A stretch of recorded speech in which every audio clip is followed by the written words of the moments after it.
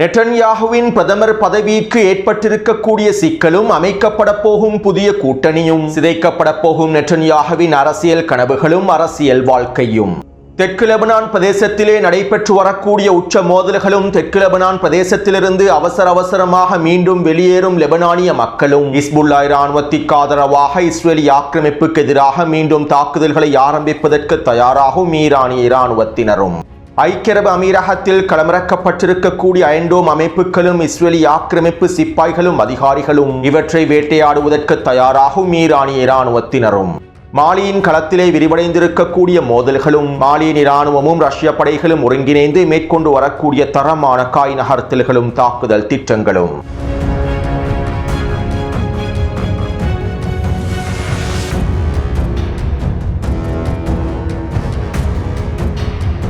இது ஈரான் அப்டேட்டின் 116வது காணொளியாகும். இன்று மதியம் வெளியிட்ட காணொளியை பார்வையிடாதவர்கள் தயவு செய்து கீழே இருக்கக்கூடிய லிங்கினை பயன்படுத்தி பார்வையிடுங்கள். மேலும் காணொளிகளை தொடர்ச்சியாக பார்வையிட்டு கருத்துக்களை பதிவிட்டு வரக்கூடிய அனைத்து உறவுகளுக்கும் நன்றிகளை தெரிவித்துக் கொள்கின்றேன். அத்தோடு நேற்றிரவு வெளியிட்ட காணொளியில் மேற்கு ஆப்பிரிக்க நாடான மாலியிலே நடைபெற்று வரக்கூடிய மோதல்கள் தொடர்பாக பல முக்கியமான தகவல்களை வெளியிட்டிருந்தேன். அமெரிக்க மற்றும் ஐரோப்பிய ஏகாதிபத்தியத்திற்கு எதிராக கூட்டணிகளை அமைத்து பல வேலை திட்டங்களை சிறப்பு மேற்கொண்டு வரக்கூடிய நாடுகளான மாலி, புர்கினா ஃபாசோ மற்றும் நைஜரை சிதைப்பதற்காக அமெரிக்கா மற்றும் ஐரோப்பிய நாடுகள் பல சூழ்ச்சி திட்டங்களை மேற்கொண்டிருந்தன.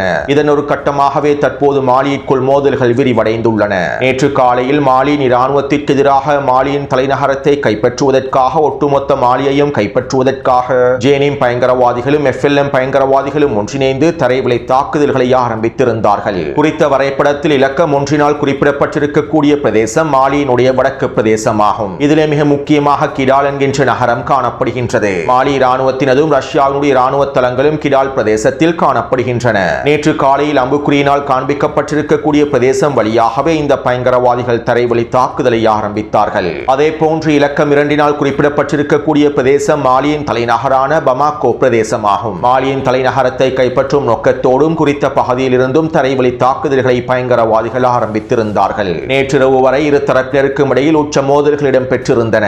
மாலியினுடைய பாதுகாப்பு அமைச்சரையும் சில முக்கியமான இராணுவ தலைமை அதிகாரிகளையும் இந்த பயங்கரவாதிகள் படுகொலை செய்திருந்தார்கள். மேலும் மாலியின் வடக்கு பிரதேசமான கிடால் பகுதியையும் கைப்பற்றிக் கொண்டார்கள். அதே நேரம் தலைநகரான பமாகோ பிரதேசத்தினை பயங்கரவாதிகளினால் கைப்பற்ற முடியவில்லை. மாலியின் இராணுவத்தினரும் ரஷ்ய வான்படையினரும் ஒன்றிணைந்து குறித்த பகுதியிலே இருக்கக்கூடிய பயங்கரவாதிகளுக்கு எதிராக உச்ச தாக்குதல்களை மேற்கொண்டிருந்தார்கள். இதனால் மாலியினுடைய பிரதேசத்தினை பயங்கரவாதிகளினால் கைப்பற்ற முடியவில்லை. மேலும் குறித்த பயங்கரவாதிகளுக்கு எதிராக கிட்டத்தட்ட 100க்கும் அதிகமான தாக்குதல்களை ரஷ்யாவும் மாலியின் இராணுவத்தினரும் மேற்கொண்டிருந்தார்கள். மேலும் இந்த பயங்கரவாதிகளை தடுத்து நிறுத்துவதற்கான எல்லா விதமான தாக்குதல்களையும் மாலியின் இராணுவம் மேற்கொண்டிருந்தது. புர்கினா ஃபாசோவினுடைய தலைவர் இப்ராஹிம் ட்ரோரே அவர்களும் பல இராணுவ தலைமை அதிகாரிகளையும் அவசரமாக மாலியிற்கு அனுப்பி வைத்திருந்தார். இந்த ஒத்துழைப்புகளுக்கு அமைவாக மாலியினுடைய தலைநகரம் பாதுகாக்கப்பட்டது. அதே நேரம் மாலியின் வடக்கு பிரதேசமான கிடால் பிரதேசத்தினை பயங்கரவாதிகள் முழுமையாக கைப்பற்றிக் கொண்டார்கள். மேலும் கிடால் பிரதேசத்தில் இருக்கக்கூடிய முக்கியமான இராணுவ தளங்களையும் சுற்றி வளைத்தார்கள். ரஷ்யாவுக்கு சொந்தமான மிக முக்கியமான இராணுவ தளமும் சுற்றி வளைக்கப்பட்டது.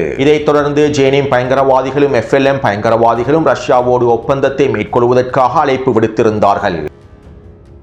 நாங்கள் உங்களுடைய இராணுவ தளங்களை முழுமையாக முற்றுகையிட்டு விட்டோம். நீங்கள் கிடால் பிரதேசத்திலே வான்வழி தாக்குதல்களை நிறுத்தினால் உங்களுடைய சிப்பாய்களையும் அதிகாரிகளையும் பாதுகாப்பாக வெளியேறுவதற்கான உதவிகளை நாங்கள் மேற்கொள்வோம். இல்லாவிட்டால் நாங்கள் உங்களுடைய இராணுவ தளத்தை முழுமையாக தரைமட்டமாக்கி அதிகாரிகளையும் வீரர்களையும் முழுமையாக அழித்து விடுவோம் என குறித்த பயங்கரவாதிகள் அறிக்கைகளை வெளியிட்டிருந்தார்கள். இதைத் தொடர்ந்து ரஷ்ய தரப்பினர் சில பேச்சுவார்த்தைகளை மறைமுகமாக மேற்கொண்டிருந்தார்கள். மேலும் இந்த பேச்சுவார்த்தைகளின் விளைவாக கிடால் பிரதேசத்தில் இருக்கக்கூடிய ரஷ்ய பாதுகாப்பு படையினர் அதிகாரிகளும் பாதுகாப்பாக குறித்த பிரதேசத்திலிருந்து வெளியேற்றப்பட்டார்கள். அதே நேரம் இந்த பயங்கரவாதிகள் குறித்த இராணுவ கட்டளை தளத்தில் இருக்கக்கூடிய மாலியின் இராணுவ வீரர்களை விடுவிப்பதற்கு மறுத்துவிட்டார்கள். இதைத் தொடர்ந்து எதுவும் செய்ய முடியாத நிலைமைக்கு தள்ளப்பட்ட மாலியினுடைய 50க்கும் அதிகமான வீரர்கள் இந்த பயங்கரவாதிகளிடம் சரணடைந்தார்கள். மேலும் இவர்களை குறித்த பயங்கரவாதிகள் முழுமையாக சுட்டுக் கொலை செய்து விட்டதாக தெரிவிக்கப்படுகின்றது. எனவே தற்போது குறித்த வரைபடத்தில் சிவப்பு நிற வளையத்தினால் காண்பிக்கப்பட்டிருக்கக்கூடிய கிடால் பிரதேசமும் அதனை அண்டிய பிரதேசங்களும் தற்போது குறித்த பயங்கரவாதிகளின் கட்டுப்பாட்டுக்குள் கொண்டு வரப்பட்டுள்ளன. மேலும் குறித்த பிரதேசங்களில் இருந்து ரஷ்ய படையினர் வெளியேறிவிட்டார்கள். அதே நேரம் தற்போது குறித்த பிரதேசத்தினை கிடால் பிரதேசத்தினை மீட்டெடுப்பதற்காக மாலியின் இராணுவத்தினரும் ரஷ்ய படைகளும் ஒன்றிணைந்து தரைவழி தாக்குதல்களையும் ஆரம்பித்திருப்பதாக தெரிவிக்கப்படுகின்றது. அத்தோடு மாலியிலே ஏற்பட்டிருக்கக்கூடிய இந்த மோதல்கள் புர்கினா ஃபாசோ மற்றும் நைஜரை நோக்கியும் விரிவடைய போகின்றன. பிரான்சினுடைய தலைமையில் இந்த மூன்று நாடுகளையும் சிதைப்பதற்கான மறைமுகமான வேலை திட்டங்கள் மேற்கொள்ளப்பட்டு வருவதாக ஆப்பிரிக்க ஆய்வாளர்கள் நேரடியான கருத்துக்களையும் வெளியிட்டுள்ளார்கள். இருப்பினும் தற்போது ரஷ்ய படைகள் இந்த பயங்கரவாதிகளை முழுமையாக அளிக்கும் நோக்கத்தோடு மாலியின் இராணுவத்தோடு ஒன்றிணைந்து உச்சக்கட்ட வான்வழி தாக்குதல்களையும் மேற்கொண்டு வருகின்றார்கள். ரஷ்யா மேற்கொண்டு வரக்கூடிய வான்வழி தாக்குதல்கள் தொடர்பான காணொலிகளை டெலிகிராம் சேனலில் பதிவிட்டுள்ளேன். மேலும் இந்த பயங்கரவாதிகளை முழுமையாக அளிப்பதன் மூலமாகவே மாலி மற்றும் ஏனைய மேற்கு ஆப்பிரிக்க நாடுகளையும் முழுமையாக பாதுகாக்க முடியும். அத்தோடு மாலியிலே ஆரம்பிக்கப்பட்டிருக்கக்கூடிய இந்த போரானது சூடானிய களத்தோடும் சோமாலியாவினுடைய களத்தோடும் ஒன்றிணைக்கப்பட போகின்றன. சுருக்கமாக குறிப்பிடுவதாக இருந்தால் இன்னும் சில வாரங்களுக்குள் அல்லது சில மாதங்களுக்குள் மத்திய வட மற்றும் மேற்கு ஆப்பிரிக்கா முழுவதும் மிகப்பெரிய போர்க்களமாக மாறப்போகின்றன. இதனை நோக்கித்தான் இந்த நகர்வுகள் அனைத்தும் சென்று கொண்டிருக்கின்றன. அடுத்து இன்று மாலை நெட்டன்யாஹூ விசேட போர் அமைச்சரவை கூட்டம் ஒன்றை நடத்தியிருந்தார். ஹிஸ்புல்லா இராணுவத்திற்கு எதிரான அடுத்த கட்ட உச்ச தாக்குதல்களை மேற்கொள்ளுமாறு நெட்டன்யாஹூ உத்தரவிட்டதை தொடர்ந்து லெபனானிலே அடுத்த கட்ட தாக்குதல்களை மேற்கொள்வது தொடர்பாகவும் ஈரானுக்கு எதிரான அடுத்த கட்ட தாக்குதல்களை ஆரம்பிப்பது தொடர்பாகவும் அவசரமாக கலந்துரையாடல்களை மேற்கொள்வதற்காகவே இந்த போர் அமைச்சரவை கூட்டம் ஆரம்பிக்கப்பட்டுள்ளது. மேலும் இந்த போர் அமைச்சரவை கூட்டத்திற்கு பின்பு நெட்டன்யாஹூ ஊடகங்களிடம் இவ்வாறு தெரிவித்தார். ஹிஸ்புல்லா இராணுவத்தினர் யுத்த நிறுத்தத்தை மீறி வருகின்றார்கள். யுத்த நிறுத்தத்தை மீறி ஏவுகணை தாக்குதல்களையும் தரைவழி தாக்குதல்களையும் மேற்கொள்கின்றார்கள். இஸ்ரேலிய இராணுவத்திற்கு எதிராக தாக்குதல்களை மேற்கொள்கின்றார்கள். லெபனானுக்கும் இஸ்ரேலுக்கும் இடையிலான இயல்பாக்கத்தை தடுத்து நிறுத்தும் நோக்கத்தோடு ஹிஸ்புல்லா இவ்வாறு செயற்படுகின்றது. மேலும் நாங்கள் அமைதியாக இருக்க போவதில்லை. இஸ்ரேலினுடைய பாதுகாப்பு, எங்களுடைய மக்களுடைய பாதுகாப்பு, இராணுவத்தினுடைய பாதுகாப்பு, சமூகங்களுடைய பாதுகாப்பு எங்களுக்கு மிக முக்கியமானதாகும். மேலும் தற்போது நாங்கள் அமெரிக்காவோடும் லெபனானிய அரசாங்கத்தோடும் ஒப்புக்கொள்ளப்பட்டிருக்கக்கூடிய விதிகளுக்கு அமைவாக தீவிரமாக செயற்பட போகின்றோம். இதற்கு ஹிஸ்புல்லாவின் தாக்குதல்களுக்கு பதிலடிகளை வழங்குவது மாத்திரமல்ல, ஹிஸ்புல்லா இராணுவத்தை முழுமையாக முடிவுக்கு கொண்டு வருவதுமாகும். மேலும் இதற்கமைவாக நாங்கள் தெற்கு லெபனான் பிரதேசத்திலே முழுமையான தாக்குதல்களை மேற்கொண்டு தெற்கு லெபனான் பிரதேசத்தை இடையக மண்டலமாக அறிவிப்போம் என நெட்டன்யாஹூ தெரிவித்தார். நெட்டன்யாஹுவின் இந்த அறிவிப்புகளை தொடர்ந்து இஸ்ரேலிய ஆக்கிரமிப்பு ராணுவம் தெற்கு லெபனான் பிரதேசம் முழுவதும் துண்டு பிரசுரங்களை வீச ஆரம்பித்தது. மஞ்சள் எல்லை பிரதேசமாக அறிவிக்கப்பட்டிருக்கக்கூடிய பகுதிகளில் இருந்து லெபனானிய மக்கள் முழுமையாக வெளியேறிவிட வேண்டும் என்றும் மஞ்சள் எல்லை பிரதேசத்தினை அமைப்பதற்கும் இடையக மண்டலமாக மாற்றுவதற்குமான தாக்குதல்களை நாங்கள் ஆரம்பிக்கப் போகின்றோம் என்றும் குறித்த மஞ்சள் எல்லை பகுதியில் இருக்கக்கூடிய அனைத்து வீடுகளையும் நாங்கள் தரைமட்டமாக்கப் போகின்றோம் என்றும் இஸ்ரேலிய ஆக்கிரமிப்பு ராணுவம் அறிவித்தது. மேலும் லிச்சானி நதி வரையில் இருக்கக்கூடிய அனைத்து குடியிருப்பு பிரதேசங்களில் இருந்தும் லெபனானிய மக்கள் முழுமையாக வெளியேற வேண்டும் என்கின்ற அறிக்கைகளையும் வெளியிட்டிருந்தது. இந்த துண்டு பிரசுரங்களை வீசி அரை மணித்தியாலங்களுக்குள் தெற்கு லெபனான் பிரதேசத்திலே 10க்கும் அதிகமான வான்வழி தாக்குதல்களை மேற்கொண்டது. இந்த தாக்குதலை தொடர்ந்து தெற்கு லெபனான் மக்கள் மீண்டும் வடக்கை நோக்கி இடம்பெயர ஆரம்பித்தார்கள். லிச்சானி நதிக்கு வடக்கே இருக்கக்கூடிய மக்களும் அவசரமாக இடம்பெயர ஆரம்பித்தார்கள். இதனால் தற்போது மிகப்பெரிய பதற்ற நிலைமை ஏற்பட்டுள்ளது. கிட்டத்தட்ட 6 லட்சத்திற்கும் அதிகமான மக்கள் தற்போது அவசரமாக லெபனானினுடைய வடக்கு பிரதேசத்தை நோக்கி நகர்ந்து வருகின்றார்கள். லெபனானிய மக்களை வெளியேற்ற வேண்டும் என்பதற்காக இஸ்ரேலிய ஆக்கிரமிப்பு தெற்கு லெபனான் பிரதேசங்களில் உச்ச வான்வழி தாக்குதல்களையும் மேற்கொண்டு வருகின்றது. ஹிஸ்புல்லா இராணுவத்தினர் யுத்த நிறுத்தத்தை மீறவில்லை. இஸ்ரேலிய ஆக்கிரமிப்பே வளமை போன்று யுத்த நிறுத்தத்தை மீறி தாக்குதல்களை மேற்கொண்டது. மேலும் இவ்வாறு முன்பை போன்று இந்த யுத்த நிறுத்த மீறல்களை பார்த்துக் கொண்டு சும்மா இருக்க போவதில்லை. இதற்கான பதிலடிகளை வழங்குவோம் என்று ஹிஸ்புல்லா இராணுவத்தினரும் பதிலடி தாக்குதல்களை வழங்கியிருந்தார்கள். மேலும் இந்த பதிலடி தாக்குதல்களையே தற்போது நெட்டன்யாஹூ யுத்த நிறுத்த மீறல் என அறிவித்துள்ளார். மேலும் இது லெபனானிய அரசாங்கத்திற்கும் நன்றாகவே தெரியும். இருப்பினும் இதுவரைக்கும் லெபனானிய அரசாங்கம் வாய் திறந்து எந்தவிதமான அறிக்கைகளையும் வெளியிடவில்லை. இஸ்ரேலிய ஆக்கிரமிப்போடு இயல்பாக்கத்தை ஏற்படுத்துவதற்காக நேரடி பேச்சுவார்த்தைகளை மேற்கொண்டிருக்கக்கூடிய லெபனானிய அரசாங்கம் இஸ்ரேலிய ஆக்கிரமிப்பின் இந்த வான்வழி தாக்குதல்கள் தொடர்பாக எந்தவிதமான கருத்துக்களையும் வெளியிடவில்லை. மேலும் இது லெபனானிய அரசாங்கம் இஸ்ரேலிய ஆக்கிரமிப்புக்கு முழுமையான அனுமதியை வழங்கியிருக்கின்றது என்பதனையும் உறுதி செய்கின்றது. அத்தோடு இஸ்ரேலிய ஆக்கிரமிப்புக்கு பதிலடி வழங்கும் நோக்கத்தோடு ஹிஸ்புல்லா இராணுவத்தினர் டசன் கணக்கான ட்ரோன் தாக்குதல்களையும் ஏவுகணை தாக்குதல்களையும் கவசதிர்ப்பு ஏவுகணை தாக்குதல்களையும் மேற்கொண்டிருந்தார்கள். இதற்கமைவாக தெற்கு லெபனானின் தைபே பிரதேசத்திற்கு அருகாமையில் கூடியிருந்த இஸ்ரேலிய ஆக்கிரமிப்பினுடைய 25க்கும் அதிகமான சிப்பாய்களை அதிகாரிகளை இலக்கு வைத்து கிட்டத்தட்ட 4 ட்ரோன் தாக்குதல்கள் மேற்கொள்ளப்பட்டுள்ளன. இந்த ட்ரோன் தாக்குதலிலே இஸ்ரேலிய ஆக்கிரமிப்பு சிப்பாய்கள் கொல்லப்பட்டும் படுகாயங்களுக்கும் உள்ளாக்கப்பட்டுள்ளார்கள். கிட்டத்தட்ட 5க்கும் அதிகமான ஹெலிகாப்டர்கள் குறித்த பகுதியில் களமிறக்கப்பட்டு அவர்களை அள்ளிச் சென்றுள்ளன. இஸ்ரேலிய ஆக்கிரமிப்பின் ரம்பம் வைத்தியசாலை நிரம்பி வழிவதாகவும் இஸ்ரேலிய ஆக்கிரமிப்பு வைத்தியசாலை வட்டாரங்கள் செய்திகளை வெளியிட்டிருந்தன. மேலும் இந்த தாக்குதலிலே 10 இஸ்ரேலிய ஆக்கிரமிப்பு சிப்பாய்கள் படுகாயமடைந்திருப்பதாக இஸ்ரேலிய ஆக்கிரமிப்பு ஊடகங்கள் தெரிவித்துள்ளன. இருப்பினும் குறித்த தாக்குதலினால் ஏற்பட்டிருக்கக்கூடிய இழப்புகள் மிகப்பெரியதாகும். அத்தோடு இந்த தாக்குதல்களை தொடர்ந்து தெற்கு பிரதேசத்திலே நிலை கொண்டிருக்கக்கூடிய இஸ்ரேலிய ஆக்கிரமிப்பு சிப்பாய்களை சுற்றி வளைத்து ரத்வான் படைப்பிரிவினர் டசன் கணக்கான கவச எதிர்ப்பு ஏவுகணை தாக்குதல்களை மேற்கொண்டுள்ளார்கள். இந்த தாக்குதலிலே 3 ஜீப் வண்டிகள் குறிவைக்கப்பட்டிருப்பதாகவும் ஒரு மெர்காவா போர்த்தாங்கி வாகனம் அளிக்கப்பட்டிருப்பதாகவும் தெரிவிக்கப்படுகின்றது. மேலும் இந்த தாக்குதலிலும் பல இஸ்ரேலிய ஆக்கிரமிப்பு சிப்பாய்கள் கொல்லப்பட்டும் படுகாயங்களுக்கும் உள்ளாக்கப்பட்டுள்ளார்கள். எனவே தற்போது தெற்கு லெபனான் பிரதேசத்திலே இரு தரப்பினருக்கும் இடையில் உச்ச மோதல்கள் மேற்கொள்ளப்பட்டு வருகின்றன. அத்தோடு இஸ்ரேலிய ஆக்கிரமிப்பு தெற்கு லெபனான் பிரதேசத்திலே வான்வழி தாக்குதல்களையும் அதிகரித்துள்ளது. அதிகளவான காப்பெட் குண்டுகளை பயன்படுத்தி மஞ்சள் எல்லை பிரதேசத்தினை முழுமையாக தரைமட்டமாக்குவதற்கான தாக்குதல்களை மேற்கொள்கின்றது. இதனால் தற்போது ஹிஸ்புல்லா இராணுவத்திற்கு ஆதரவாக ஈரான் இஸ்ரேலிய ஆக்கிரமிப்புக்கு எதிராக தாக்குதல்களை மேற்கொள்வதற்கு திட்டமிட்டு வருவதாகவும் தகவல்கள் வெளியாகியுள்ளன. லெபனான் மீது இஸ்ரேலிய ஆக்கிரமிப்பு மேற்கொண்ட தாக்குதல்களுக்கு பதிலடி வழங்கும் நோக்கத்தோடு ஈரானிய தலைமைகள் இஸ்ரேலிய ஆக்கிரமிப்புக்கு எதிரான பதிலடி தாக்குதல்களை மேற்கொள்வதற்கு திட்டமிட்டிருந்தார்கள். மேலும் பாகிஸ்தானிய மத்தியஸ்தர்கள் இதனை தடுத்து நிறுத்தி இருந்தார்கள். இறுதியில் ஈரான் வழங்கிய அழுத்தத்திற்கு அமைவாக யுத்த நிறுத்தம் என்று அறிவிக்கப்பட்டது.